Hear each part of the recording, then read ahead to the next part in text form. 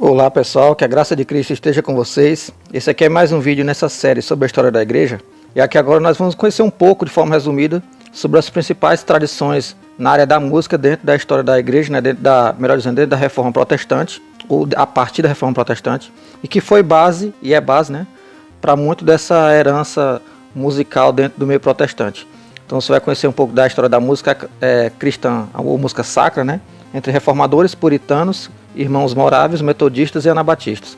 Então você vai conhecer esse breve resumo. Então eu só peço que você deixe o like no vídeo, deixe a inscrição no canal se você não for inscrito, compartilhe esse vídeo para alcançar mais pessoas e bora para mais esse vídeo.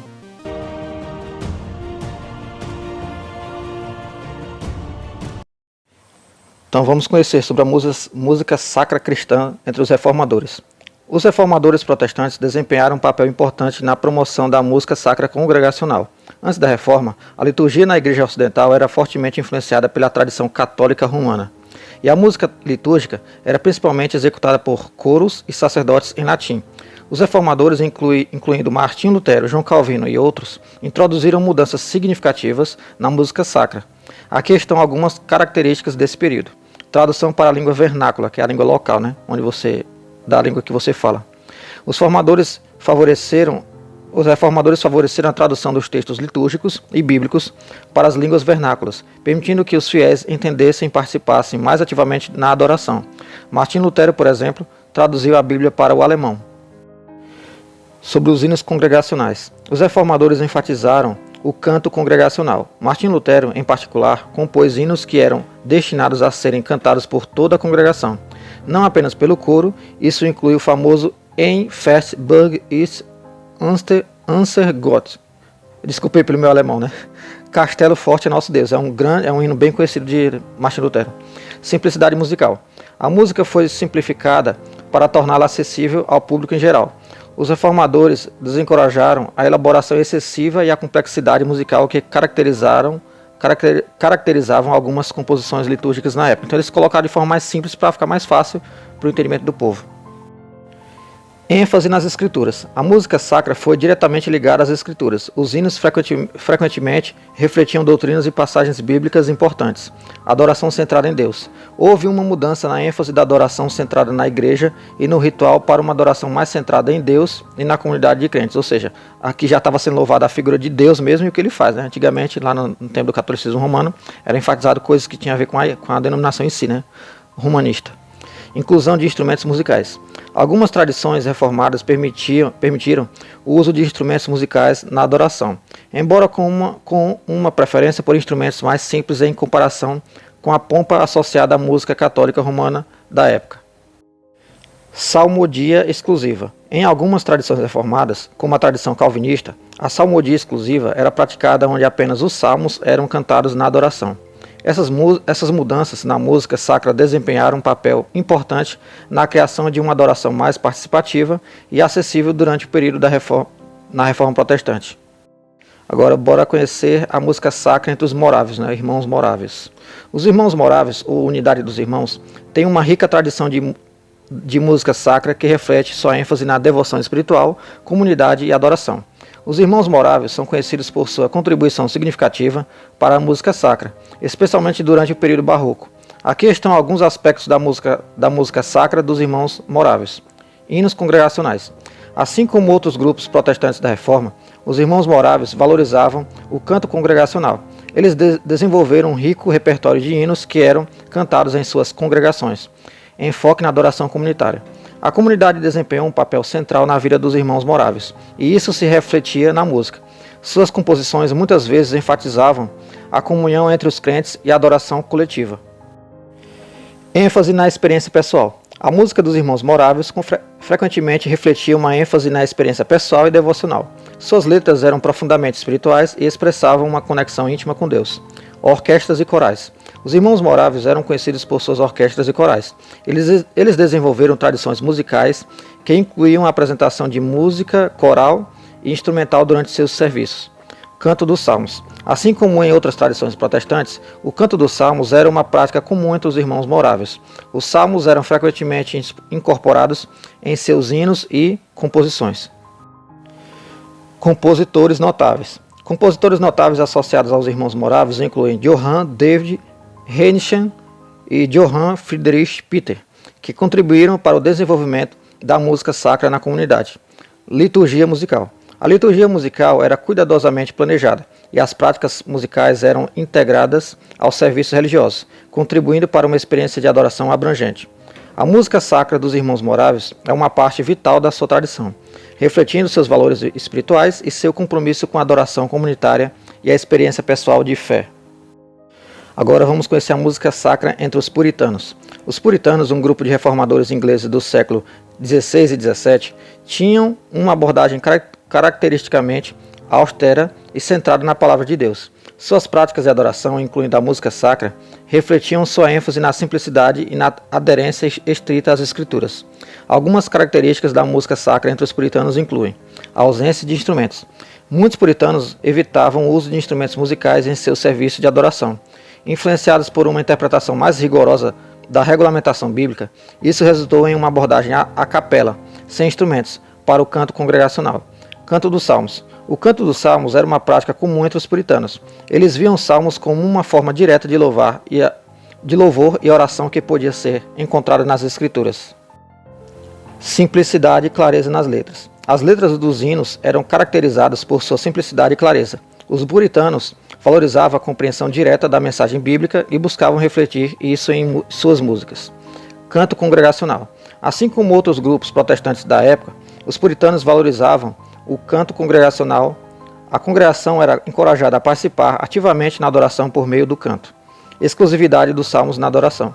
Em alguns círculos puritanos, especialmente na Nova Inglaterra colonial, a prática da salmodia exclusiva era observada, significando que apenas os salmos eram cantados na adoração, excluindo outros tipos de hinos. Evitar ornamentos musicais. Os evitavam ornamentações musicais extravagantes. Sua abordagem à música refletia seu desejo de evitar elementos que pudessem distrair na adoração centrada em Deus. Adoração regulamentada pelas Escrituras.